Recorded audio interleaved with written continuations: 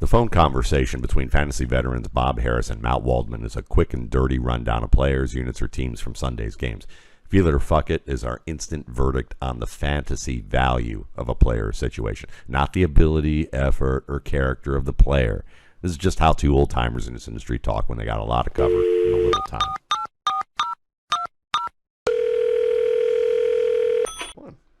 Good morning, Matt Waldman. How are you this fine day, sir? Another volatile Sunday in the books. Yeah, that's the fun thing about the NFL, or the crazy thing about it, or the maddening thing, or whatever you want to say about it. But I'm pretty good, man. How about you? It's all by design, you know. I mean, we could start with the oblong spheroid, the football itself, which is designed to bounce funny directions without much regard to the normal bouncing a ball. So starting there and going through with the hoped for parity and all those things, it's no surprise that we get some bizarre outcomes. Yeah, well, hey, listen, unless you're Patrick Mahomes and you can make it look like a baseball, a basketball, or a football, or an arching soccer ball. So there we go, But as I said earlier, this morning, I think I said something to the fact that the people on Twitter are going to complain about the little no-look alley-oop and say, it's going to catch up to him one day. And I'm like, yeah, it's going to catch up to him 14 years later all the way to Canton. So let's stop right there. The people on Twitter are going to complain. Okay, that is that's true. Death taxes and the people on Twitter are going to complain. And fans, just in general. So absolutely. Unless you are a fan of J.K. Dobbins, don't you think? Is he a running back one the rest of the year? They might well have to lean on him as such. The good news is, 120-yard debut. That was pretty solid. Another case of the volatility, though. You never can tell with the Ravens. The first time back, they slow rolled them and kind of eased them back into the mix. Then they didn't do that with Gus Edwards. Now they didn't do it again with J.K. Dobbins. Now they're going to need both these guys, and so are fantasy managers because the quarterback situation seems a bit tenuous at the moment. So yeah, I think people will be leaning on him as a running back one going forward. Yeah, I totally believe it and think there was a logical reason why things happened the way they did. And the thing that I kind of like narrative street-wise is when he decided to get that second surgery to clean up some things, he said, I just can't wait to come back because I'm ready to get back and do what I'm supposed to do, which is gain 100 yards every week.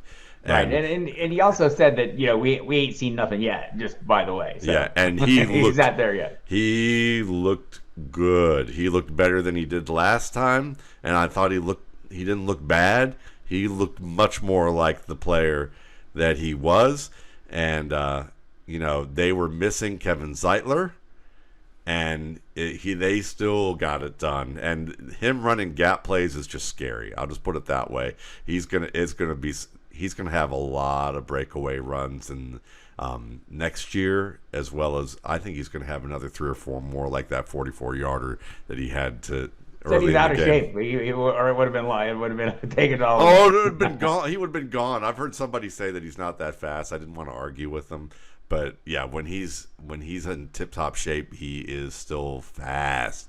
Gus Edwards, is he a fantasy? You said he's a fantasy running back too, don't you think, or do you think he will? Yeah, I think so. I think we're at that point of the year, just through attrition where we're kind of sorting through the stems and seeds anyway, and he's like a little chunk of goodness in there. So yeah, I mean, the role should be sufficient, I think, to play him.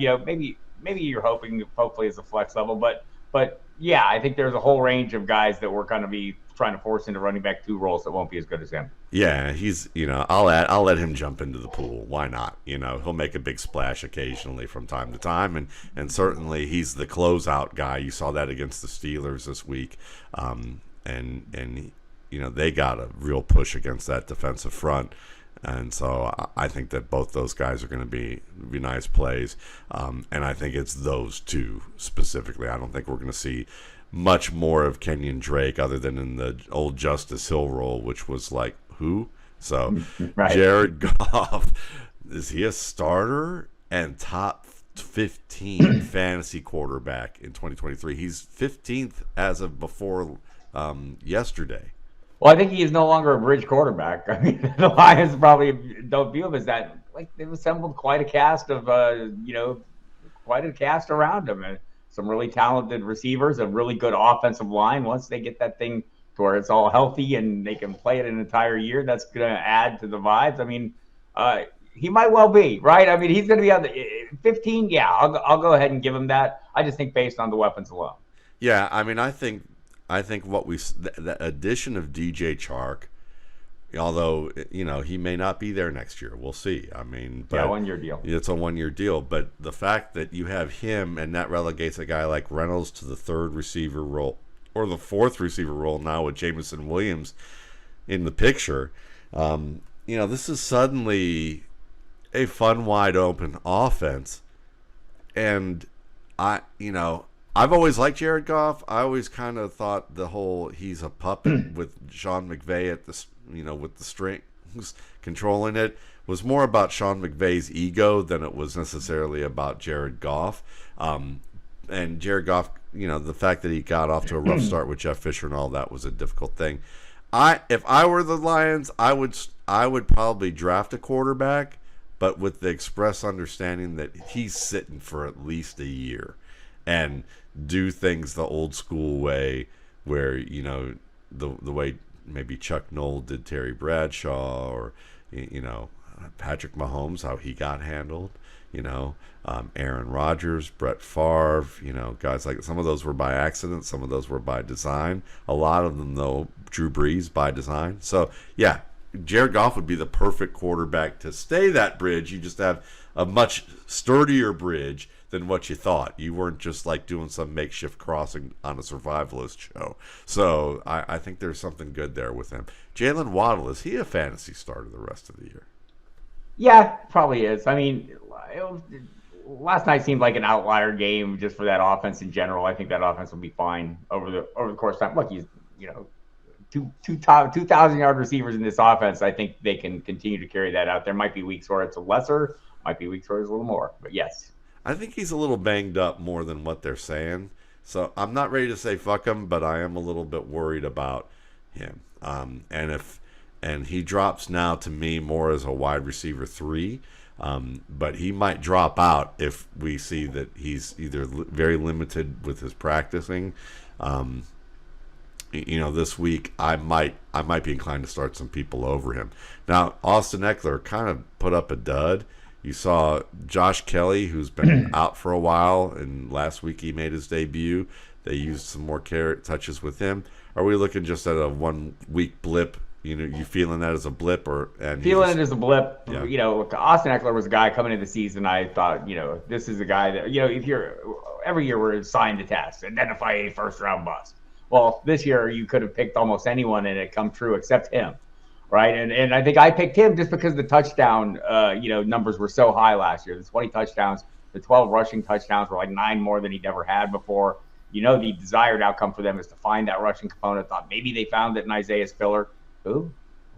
What happened to that guy? Yeah, anyway, right. Joshua Kelly, the guy that Matt Waldman told me to draft a couple years ago at Dynasty, is actually the piece that I actually had to start him this week, but. In one league, that's I feel bad for you. That's how serious it's gotten. Yes, but I also have Spiller on that roster, so that was the choice. But yeah, no, I think it's just a momentary blip.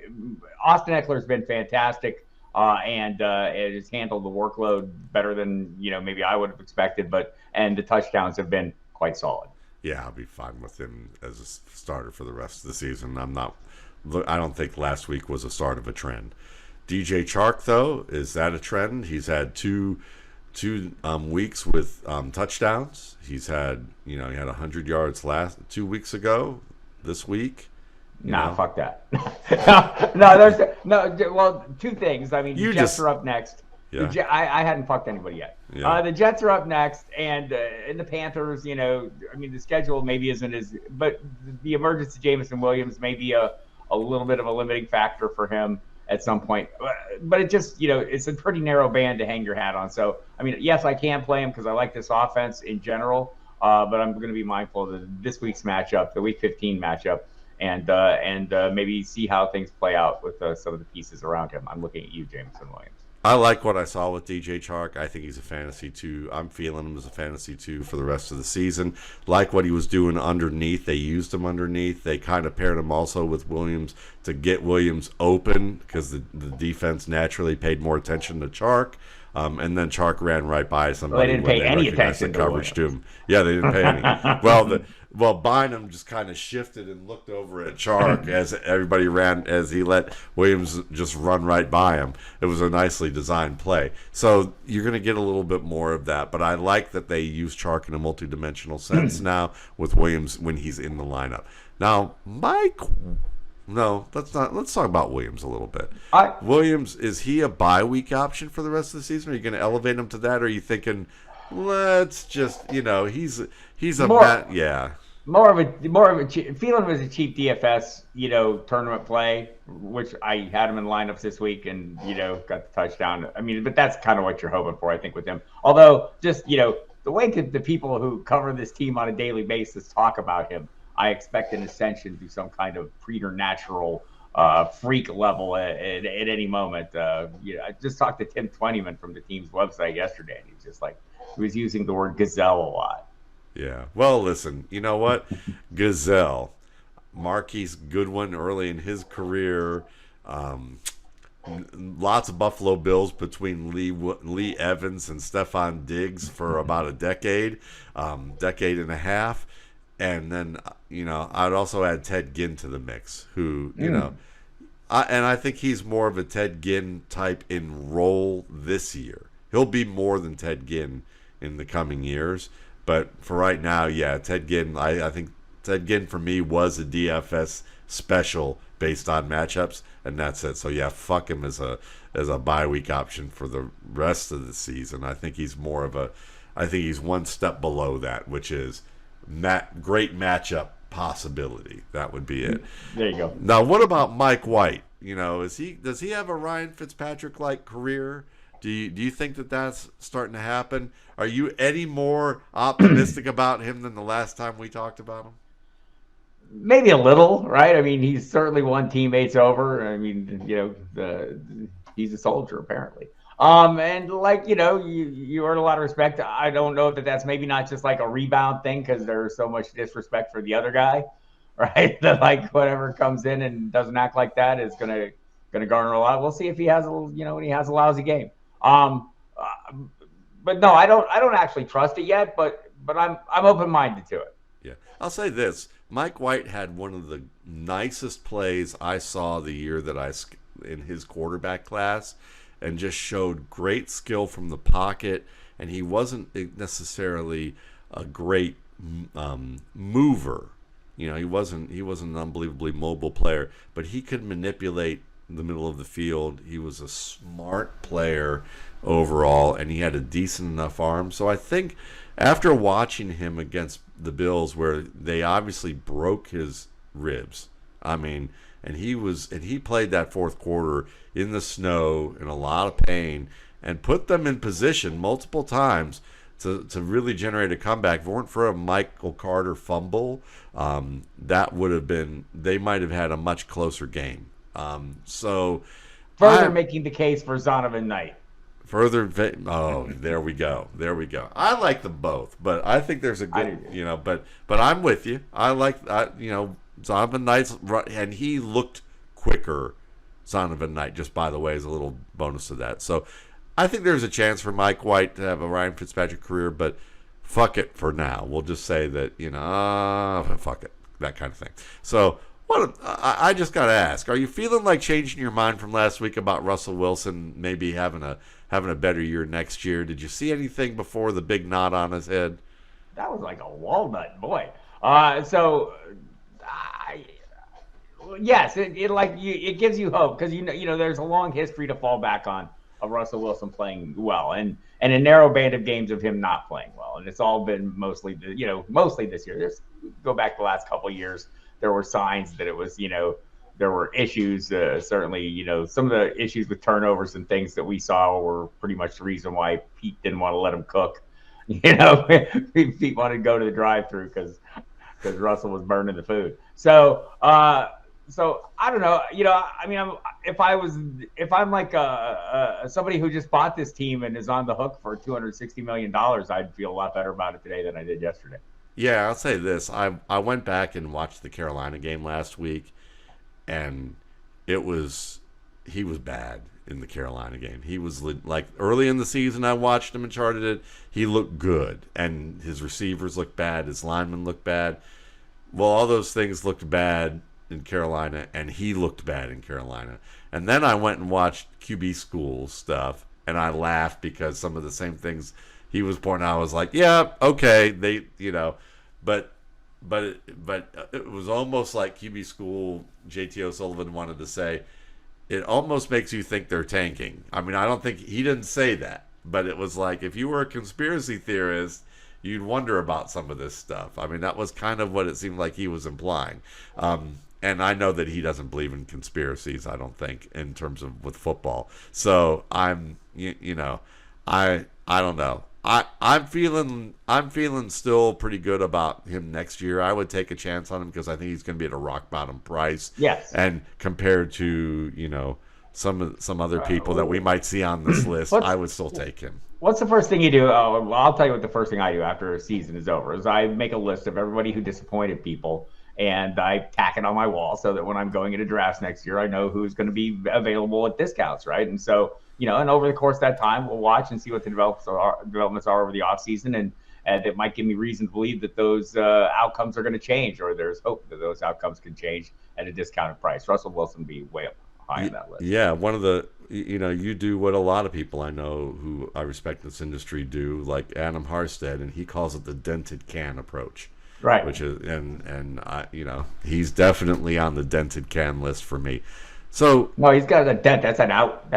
Yeah, that one needs to be pounded back in, I think. I don't know. Maybe not pounded. Maybe not. Not that part of the So the Ravens defense, it was Mitchell Trubisky, and Mitchell Trubisky in the red zone. Anytime he gets to a place that says 20, he's either behind a 20 or he's ahead of the 20. He's going to throw an interception or make a bad decision. That's just the reason why he's in the position he is right now. But the Ravens, they've got Queen, they've got Oa, they've got that kid out of Georgia who they traded for with the Bears. They've got a linebacking core there, and they've got a very they've got a physical secondary in terms of at the catch point. Sometimes they give up a lot, but they're risk takers, some of those guys. Are they a top 3 unit in 2023? They will be, yes. I feel that. So what am I looking for in fantasy defenses? This year I was looking at the Dallas Cowboys. 5 disruptive playmakers at every level, right? Guys who can make differences, cause trouble, create turnovers, and do something with them. That's what I'm looking for in defense, and the Ravens have that. So yes, feeling it. Yeah, I'm totally feeling it, and I think a lot of it has to do. I'm going to add it to the fact that if J.K. Dobbins is healthy next year, and they're ripping off big runs because of Lamar, if they have Lamar next year, and I think they will, they'll franchise him probably. Then this run offense and the play action element that's going to come with it is going to be back, because you could see earlier in the year that it was looking pretty good. So I think with a better run game, yeah, that's going to help. The defense is going to be able to pin its ears back and be a little bit more aggressive, and it'll make the difference from them being top 5 right now to top 3. All right. What about Samaje Perine? Is he, or maybe this question is more about, are you into red zone running back specialists if you have to be at this time of the year? Even with Mixon back, he fuck did that score. Fuck that. Unless I have to be, right? I mean, right. You framed it perfectly. I mean, what's the stupid movie line? So you're saying there's a chance, right? I mean, that's basically what you're playing here, and I'm fine with that if you're in that level of need. And like some weeks there's targets of opportunity arise. It turns out those targets of opportunity, according to Travis Homer and others, don't always pan out and turn into the things we expect them to be. So yeah, I mean, is that kind of play? Sure. Yeah, and I'm I'll say this. I'm totally feeling Samaje Perine for that role. I think it's about understanding whether they actually fit that role or they don't. And with the Seahawks, you had a bunch of unproven guys, basically. I mean, Travis Homer, maybe not unproven, but he's definitely not a guy who's getting a lot of touches unless there were injuries. And Perine was getting touches regardless. Yeah. With Mixon. Yeah, he did have a little role and a little bit of a receiving role. So, something I thought it would be, Chris Evans' role, heading into the season is kind of Samaje Perine's kept it. So, yeah, I mean, he's a good piece to keep hanging around if you have room on your roster. He is. He's a dump truck. He may move at 2 miles an hour, but he's so big and strong that it won't even matter. He's just inevitable. His power is inevitable. And so the yardage is inevitable. It's inevitable that we were going to talk about Baker Mayfield again. Is he the Rams starter in 2023? No, fuck that. So I don't know who the starter will be. I mean, some of this is going to depend on who the head coach is, because I don't think it's going to be Sean McVay. He's had enough of this nonsense. He's going to go sell soup or something. Didn't he create this? Yes, he created this, and now he's going to run away from it. Yeah, he's got that golden parachute type of thing. I feel like we're watching that Dick and Jane movie where like Alec Baldwin is like, hires Jim Carrey to like do the PR of his company as he like abscams off with the with basically the company funds. I think a lot of these people in the NFL are looking at the money that's being made by the people in the booths, and they're saying, wow, that might be easier money than what I'm doing now. Yeah, that's very true. And I'll say this, Baker, I mean, what Baker Mayfield did to play, that was amazing, with the level of poise was fantastic. It was. Now, I will add, he had nothing to lose, though. I mean, it's like the perfect, there's no way he could, I mean, was he going to look worse than he did coming into all this? No, he was going to come out like a hero just by showing up and getting on the field and doing something. And the Raiders did not play great coverage, and the Raiders make a lot of players look good. So I'll say this, Baker Mayfield, Brock Purdy, he's in that Brock Purdy type of range. Right. Now, a lot of people might, hate that because they're like, well, Brock Purdy hasn't done as much as Baker Mayfield. But, to me, they're the same type of player, which is they're Jeff Garcia-like in terms of what their final outputs are. Now, Purdy's more Jeff Garcia because he's got a weaker arm, whereas Mayfield has a starter arm. He just doesn't have a starter mentality, I think, from the standpoint of the skills that you need in the pocket and accuracy on a regular basis to be high end. But listen, if you get enough pieces around him, he could be okay. So I thought Mark Davis and Ice Cube were coming out of the stands at some point, just going to run rampant on that place. That was insane watching the downfall, and again, a lot of this Raider related as much as it is Rams related. Yeah, and when the quarterback who doesn't know what's going on, where to find anything in the stadium is like, I can't believe they were playing press man against me at that point. That tells you everything. One thing we say, it's a great upgrade to his living conditions at this stadium, SoFi. It's very nice. Yeah, absolutely. I'm sure he's moved right in. Yeah, right? he's a squatter, I think, at this point, for sure. Trevor Lawrence, though, is he a top 5 quarterback next year? Just for the stiff arm, yes. Yeah, no. Look, the progression is real. I mean, you can see this, and we've seen some pretty good games from him. I don't know, top 5. He's right there. He'll be in the conversation. I feel he will be in the conversation. Yeah, I feel he's going to be there too, because if he can be as good as he's been with the receivers that he has, and it's not that they're bad, they're just not. I mean, you would argue that the Detroit Lions have as good of a receiving core as the Jaguars, maybe even slightly better, and that's not based on name recognition, really. Neither of those teams really. I mean, you have an aging Marvin Jones. You have Evan Ingram, who's always been known for dropping the football, who's playing well. Zay Jones, who drops the football a lot. He's up and down. There's only steady forces really been Christian Kirk and a surprise year from Evan Ingram. It's like Evan Ingram got the message that his ass may be halfway out of the NFL if he doesn't figure out how to work at the level that his talent is capable of producing. He didn't have to cram it all into one game, though. Okay, too. That's true. That's true.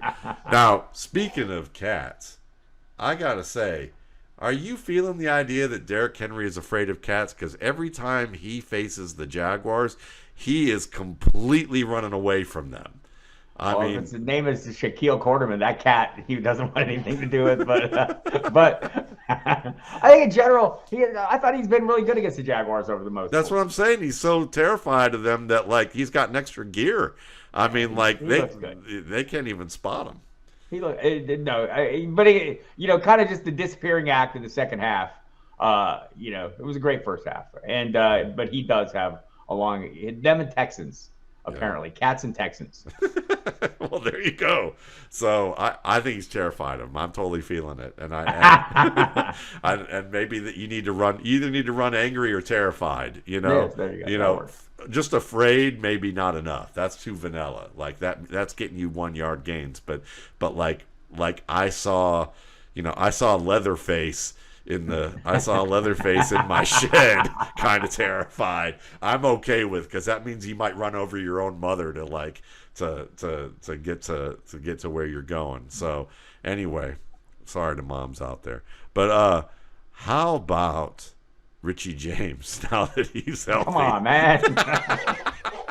I couldn't even say it with a straight face. Fuck that guy. Look, the 9 targets was great. I mean, leading and I suppose that's possible any given week. Yeah. And that's the problem. It's possible any given week. It's not in every week for any of those guys. I mean, Darius Slayton, I'm going to give him the pass this game, based on the opponent, the coverage, but he's still him and my guy Daniel Bellinger. I will ride and die with. I think there's a matchup. Situation to analyze there, but by the time I figure it out, if I do, the season will be over. So fuck it. Yeah, as much as I like Richie James as just a player outside of fantasy, is there renewed trust in JuJu Smith-Schuster after the concussion, and then he kind of looked like he got banged up again? I thought he got concussed again, to be honest with you, but it looks like that's not the case, thankfully. And he played. He got a lot of looks yesterday. Are you feeling better about him? Yeah, he's kind of the one I felt better about when he's healthy over the last second half of the season. He just seems to be coming on a little bit, maybe becoming, kind of the Travis Kelce light, of this offense, the option not named Travis Kelce that you could probably play any week if you had to. I feel like he's back in that range again. Yeah, I'm totally feeling that, and it's good that we started the show with Patrick Mahomes. We ended the show with one of his targets, so there's a little symmetry with that.